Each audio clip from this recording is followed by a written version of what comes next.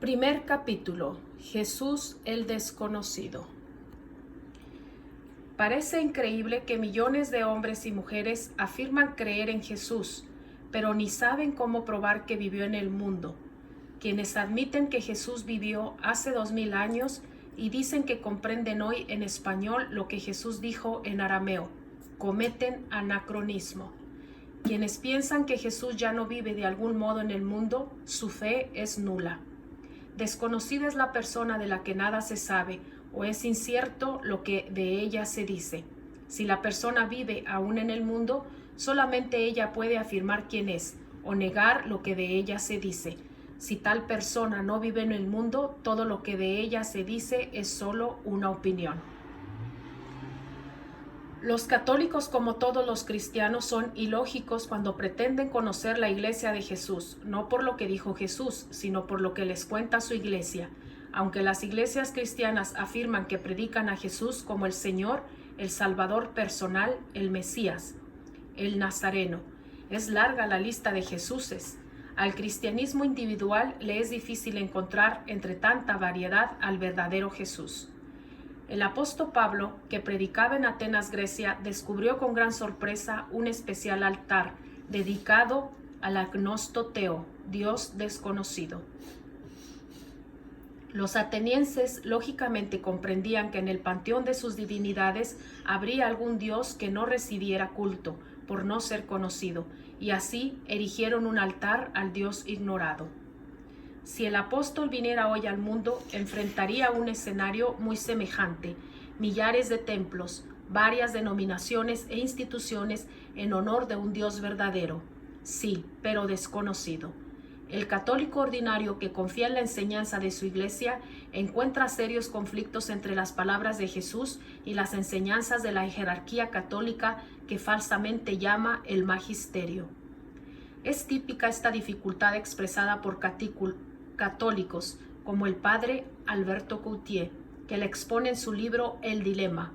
O se confía en Jesús o se confía en la jerarquía católica. La respuesta que se da es: se confía en Jesús, pero se le obedece en la jerarquía que él mismo, Jesús, fundó. Respuesta que no convence a nadie, pues no siempre la jerarquía obedece a Jesús. ¿Por qué no indagar lo que Jesús diría sobre este caso? Hay que hablar con Jesús, que dijo estar en su iglesia hasta el final de los tiempos. No basta solo hablar de Jesús. Los apóstoles fueron enviados por Jesús para anunciar a toda criatura la buena nueva que es Jesús. ¿Realmente existió Jesús? Testimonio de los apóstoles. El valor primordial de la predicación apostólica está en ser mensaje de testigos, algo muy poco explicado por los predicadores. Jesús instituyó a sus apóstoles como testigos para darlo a conocer. Es lógico que para aceptar algo que no es claramente cierto, el hombre acuda a los testigos. Pero, ¿quién es testigo? Testigo no es el que piensa, siente o entiende a su manera, el hecho que testifica. Testigo es el que afirma lo que vio, oyó y tocó. Juan habla de modo casi fotográfico del encuentro con Jesús. Lo que mis ojos vieron, mis oídos oyeron, mis manos tocaron. Es el anuncio, el resultado es la fe. Para llegar a la fe es preciso que el testimonio pase de los sentidos a la razón, para que el hombre pueda aceptar la veracidad del testimonio. En efecto, sin el uso de la razón, el hombre no acepta la verdad, pues la razón es la que hace al hombre distinto del animal. Sin embargo, la verdad que está en todas las obras de Dios no depende de que hombre las entienda o no. Los sentidos solo captan su existencia. Toca al hombre descubrir en ellas la verdad. Para ello, el hombre se apoya en su razón o en la revelación directa de Dios. Los apóstoles hablan de lo que Jesús dijo e hizo, palabras y obras que muestran a la razón lo que Jesús realmente es.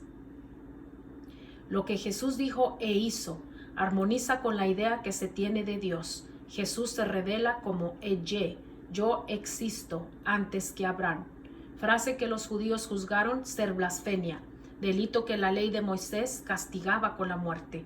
Charlar con Jesús no es idea infantil. Jesús prometió estar con su iglesia hasta el final de los tiempos. Pero, La jerarquía lo mantiene callado. Solo ella puede hablar en la iglesia. Piensa que Jesús encomendó totalmente su iglesia al control de la jerarquía, que con la amenaza de excomunión eterna obliga al católico a acatar sus dogmas. Sublimó la palabra tradición, serie de opiniones medievales que aún defiende oficialmente, y satanizó la palabra evolución. El conocimiento progresivo de la verdad es fácil manipular las palabras de la Biblia para apoyar la propia idea, dizque con palabras de Dios. Jesús dijo: donde 2 o más se reúnen en mi nombre, ahí estoy yo. Se enfatiza la palabra reunir y se omite la frase en mi nombre, Bashmi, frase que en arameo, la lengua de Jesús, el nombre indica la presencia de la persona.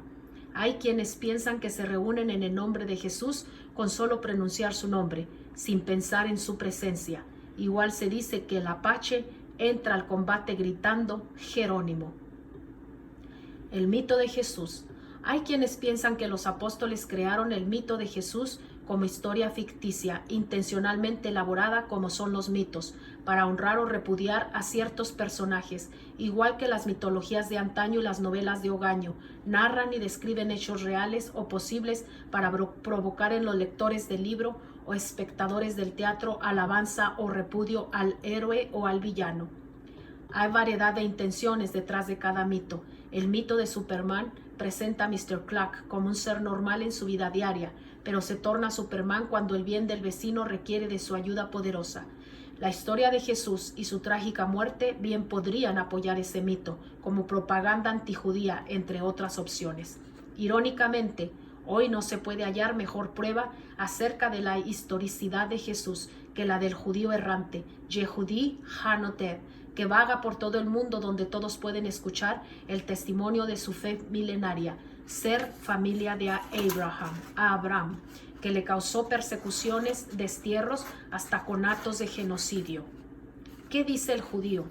Que Jesús de Nazaret no es el Mesías esperado, ni mucho menos hijo de Dios, pero jamás negará que Jesús de Nazaret es también hijo de Abraham, nacido de la familia del rey David, cuya estrella es hoy el emblema nacional.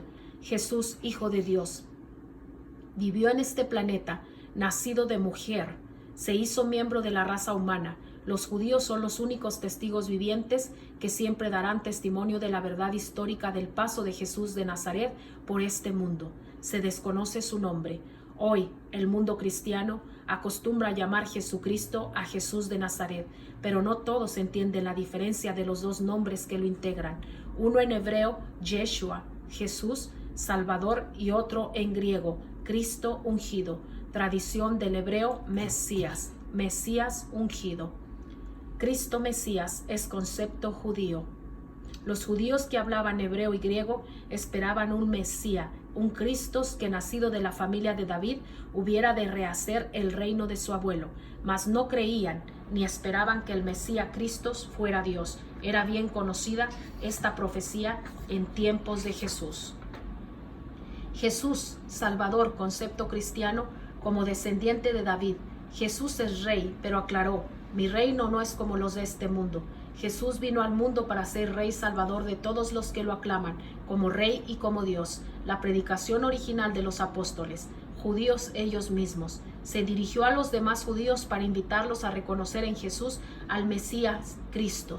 De acuerdo con Deuteronomio 18:18, así se formó la palabra Jesucristo, Yeshua HaMesías, en griego, Jesús Mesías Salvador. Así lo llama el Nuevo Testamento. El ángel explica el sentido del nombre Yeshua, Salvador o salvación, pues Jesús vino a salvar al pueblo de sus pecados, causa y efecto de todos sus males. Los judíos identificaban el mal con Belzebul, líder de los diablos, cuya actividad era maltratar al hombre que pecó y entrando en sus cuerpos le causaban enfermedades. Jesús pudo vencerlo a una con los demás demonios y arrancó de sus garras a todos los hombres y mujeres. Salvador es no solo el que levanta al caído, sino también el que le impide que caiga.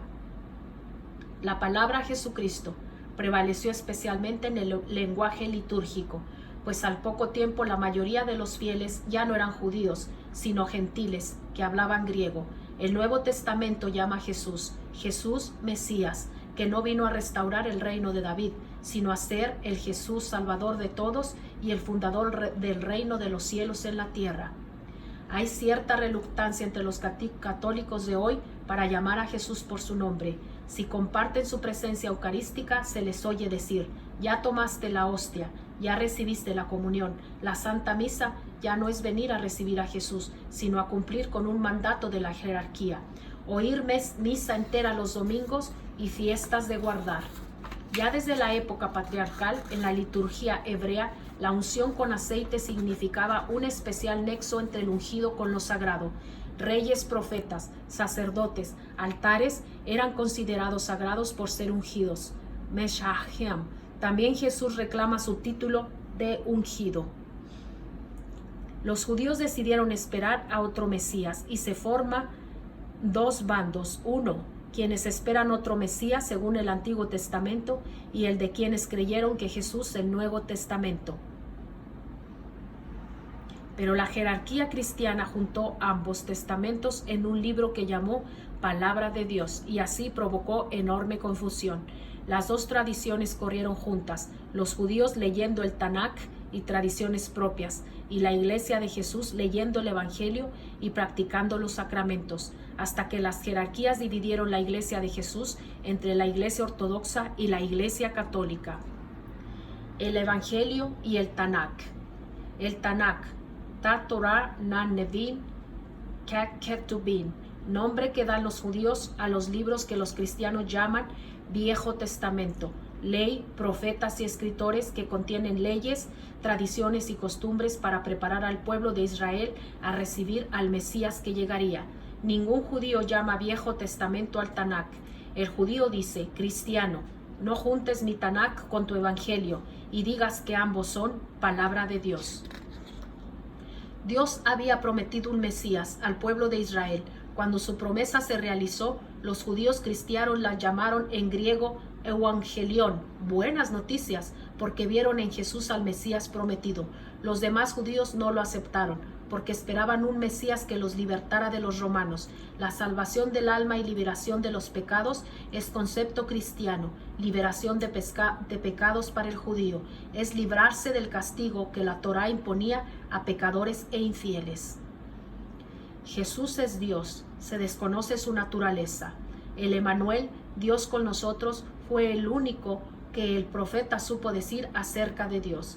Es imposible conocer a Dios y definir esa esencia. El hombre no tiene lenguaje divino, solo lo expresa con parábolas y semejanzas lo que se sabe acerca de Dios. El único medio natural para saber de Dios es mediante su presencia activa en la creación. Las cosas creadas son el primer contacto entre lo que Dios hace y lo que el hombre entiende. Ve por lo que ve, descubre al que no se ve, pero Dios decidió dejarse ver, oír y sentir en Jesús para que el hombre pudiera descubrir y sentir a Dios. Gran privilegio. Como visible, Jesús es el hijo del carpintero, hijo de familia humana. Como divino, Jesús dijo palabras con sentido divino: perdonad pecados, el Padre y yo somos uno. Usó el nombre divino, yo soy. Hizo actos de efecto divino. Por ellos el hombre empezó a percibir no solo la presencia de Dios, sino también a conocer sus planes divinos. Se desconoce la naturaleza de su misión.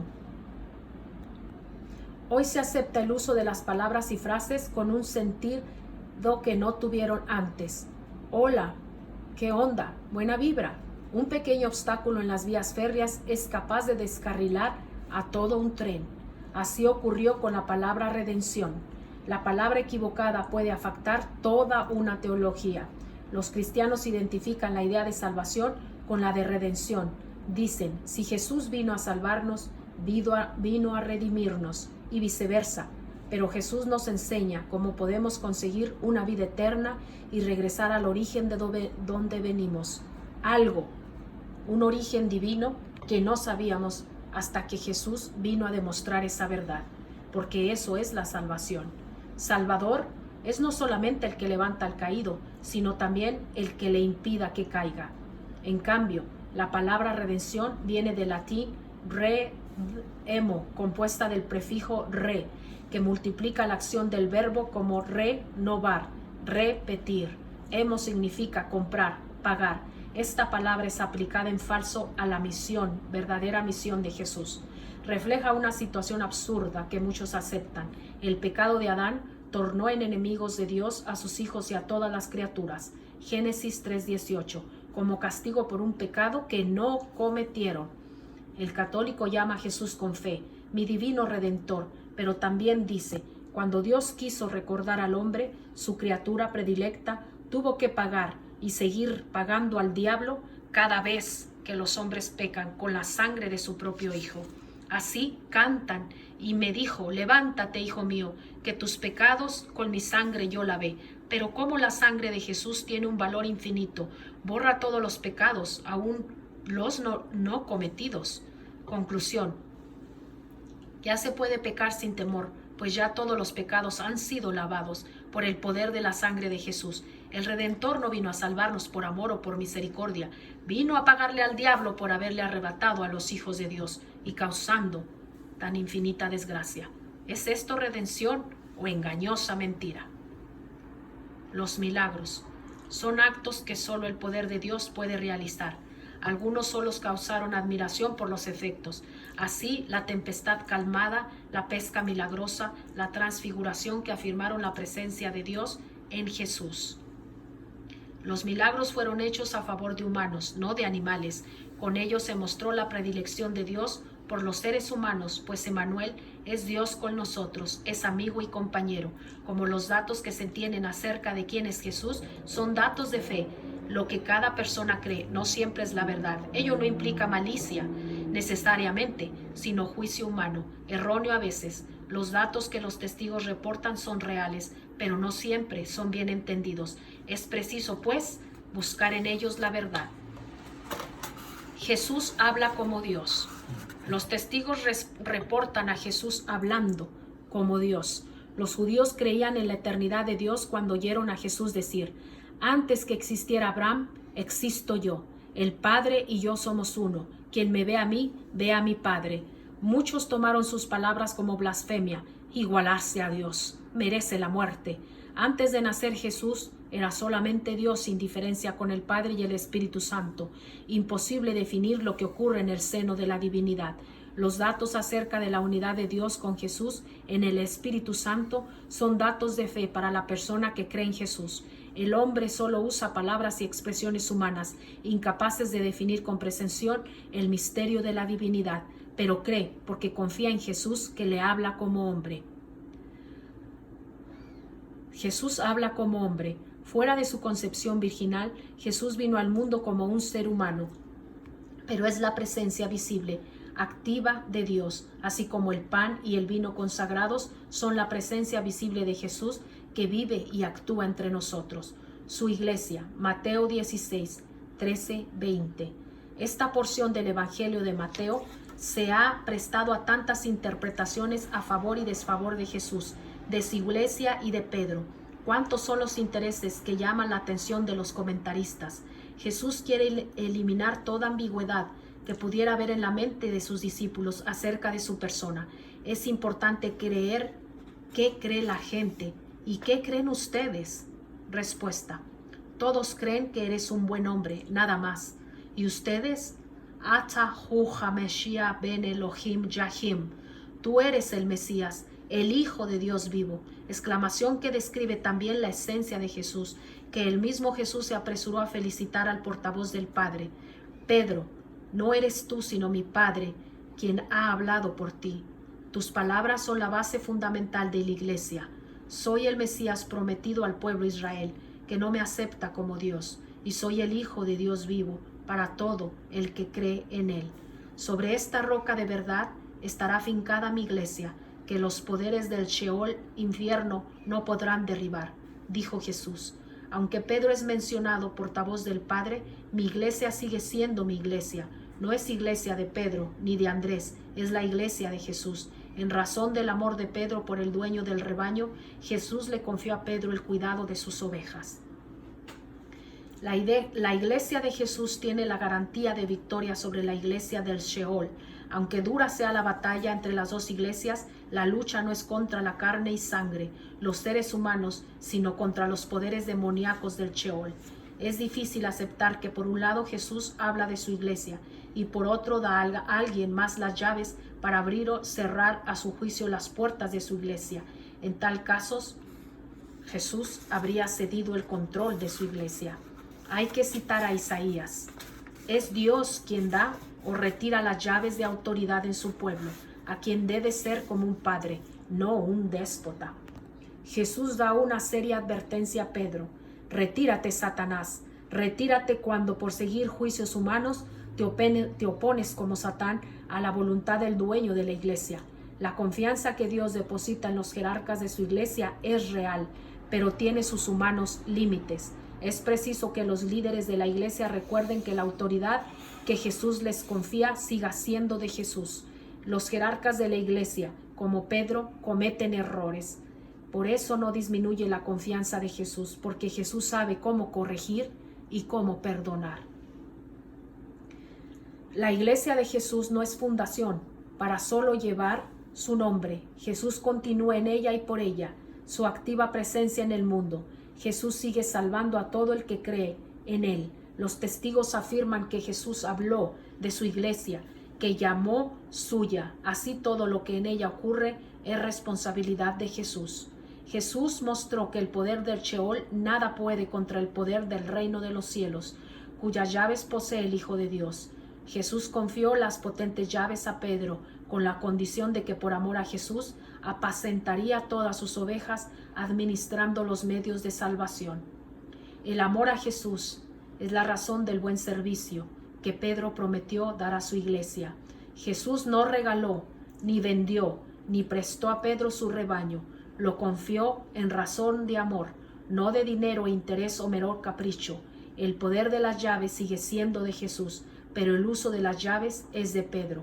Bien sabía Jesús quién era Pedro, a quien el poder de las tinieblas hizo negar a Jesús. Pedro no es la iglesia. Falló como falla cualquier apóstol que usa mal el poder de esas llaves sagradas. Jesús está en favor de su iglesia, no de Pedro. Pobre iglesia, amparada solo por el débil poder de Pedro. Los testigos comprendieron que cuando Jesús hablaba de su iglesia, se refería a una presencia real y permanente en la comunidad de sus fieles hasta el fin. Prometió no dejarlos solos, sino compartir con ellos la vida, la verdad de Dios, de sí mismos y del mundo. Los discípulos comprendieron que la misión de predicar a Jesús en el mundo implicaba una feria lucha, no contra el poder de la carne y de la sangre seres humanos, sino contra el poder de Sheol, que solo Jesús puede vencer. El reino de los cielos llega a la tierra. El Rey del cielo da a sus fieles poder sobre los mismos diablos.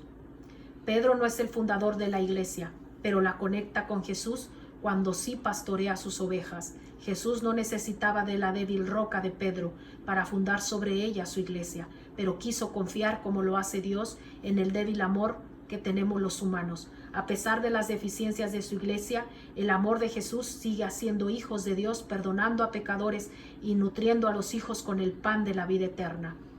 Jesús no impone su autoridad a base de regaños y amenazas. Apela respetuosamente a la razón de cada uno que Dios ha concedido para dirigirlo hacia su verdad. Si no creen en lo que digo, crean en mis obras. Si las palabras de la Biblia no son razonables, es porque no vienen de Dios. Si no hay lógica y no hay razón dentro de la Biblia, no viene de Dios. Hay iglesias que llevan nombres bíblicos, pero no predican a Jesús, sino a la Biblia misma. La llaman palabra de Dios, pero en la práctica la hacen palabra suya, pues cada lector la cita según su cabeza, donde las ideas se confunden, como dice el dicho, cada cabeza es un piojero. Los fieles viven su vida espiritual, obrando el bien diariamente con el Hijo de Dios y de María en el ministerio de la liturgia. La liturgia cristiana. Ritos, devociones y festividades giran en torno a los sacramentos. Sacramento es un acto de fe en que intervienen dos factores: humano, que consiste en actos significativos, y divino, que Jesús mandó hacer para provocar saludables efectos divinos. Si los efectos son divinos, solo Jesús y nadie más es responsable. Con Jesús, el católico actúa humana y divinamente. ¿Cuáles son esos actos mandatos por Jesús? Si Jesús los manda, son esenciales para comprender la salvación. La doctrina católica los define como signos sensibles, instituidos por Jesús para comunicarnos la gracia, pero esta definición no cubre a todos los 7 sacramentos. Confirmación y la unción de enfermos no son institución de Jesús. El matrimonio es institución de Dios el Creador. ¿Por qué el número 7? Este número bíblico ganó mucha popularidad entre los lectores de la Biblia a partir de la narración de las obras de Dios en los 7 días de la creación, Génesis 2:1, de los 7 espíritus que están al servicio de Dios. 12:15 y de todas las narraciones del Apocalipsis, libro más judío que cristiano, donde hasta el furor de Dios se mide con el número 7. Pero dicen, habría que llenar con sacramentos el número 7, aun con los que el mismo Jesús no instituyó. El esplendor humano de ciertas devociones muestra la ignorancia dentro de la intención que llevan. Institución de la jerarquía. Jesús instituyó la jerarquía comúnmente llamada el clero, para servir a sus fieles que llamó mis ovejas.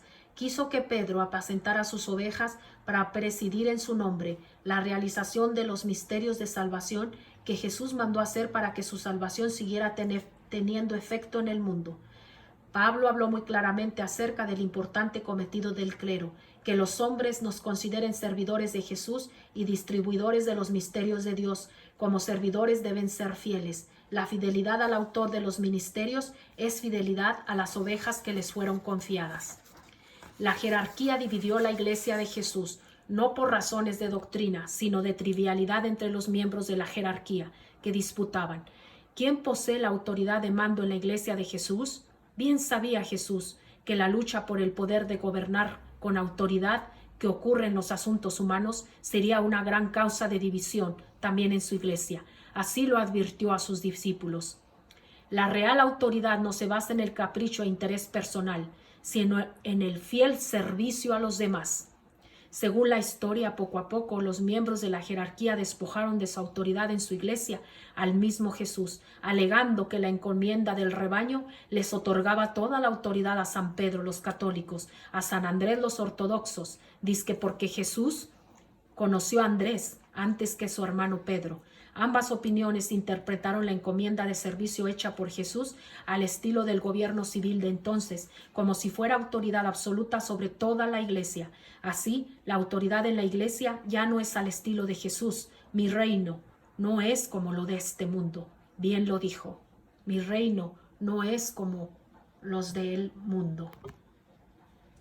De tal manera se había apoyado la iglesia de Jesús en el poder imperial que cuando éste se dividió en dos, también la iglesia lo hizo. La ortodoxa oriental con sede en Istambul, Constantinopla, y la católica con sede en Roma. Ambas se olvidaron de Jesús para pelear por el primado de Pedro o de Andrés.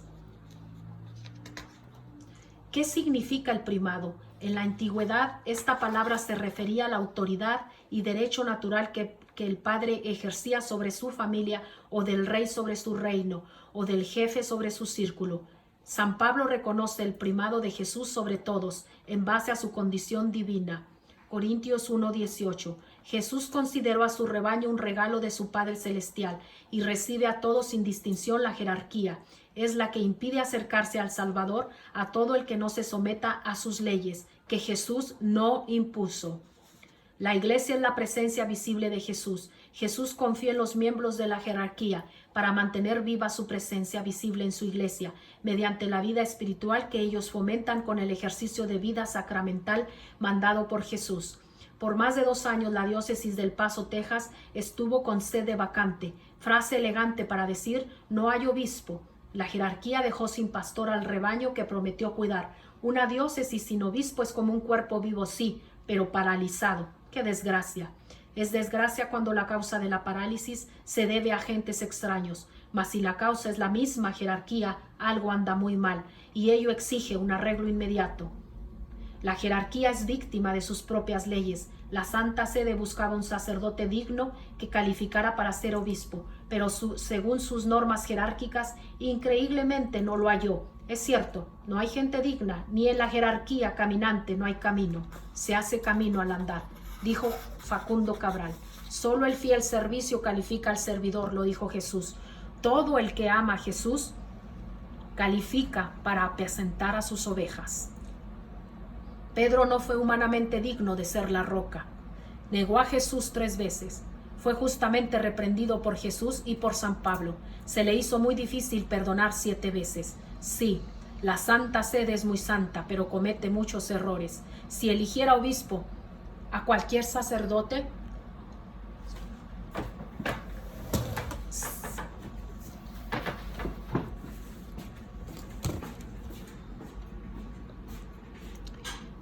si la Santa Sede es muy santa, pero comete errores. Si le eligiera obispo a cualquier sacerdote, por muy calificado que se le juzgara, seguramente cometería errores. No hay obispo infalible que sea garantía de perfección. A Jesús no le sorprenden los errores de sus servidores, el que sabe cómo corregirlos y perdonarlos. El obispo es encargado por la jerarquía para ordenar sacerdotes que procuren el bien espiritual en las parroquias según el número de fieles. Mal servicio de la jerarquía es la existencia de parroquias sin sacerdotes, porque hay leyes de capricho que no permiten calificar. Aunque hay fieles que califican para los ministerios, solo la jerarquía los escoge y aprueba, alegando fuera de contexto palabras de Jesús. Muchos, los llamados, pocos los escogidos. A muchos miembros escogidos por la jerarquía no les importa el bien de la comunidad, sino retener la autoridad de mando. Para ellos, cuando se trata de atender a las necesidades de los fieles, el amor a Jesús no siempre es tenido en cuenta. ¡Qué desgracia! ¿Qué le parece? Digo,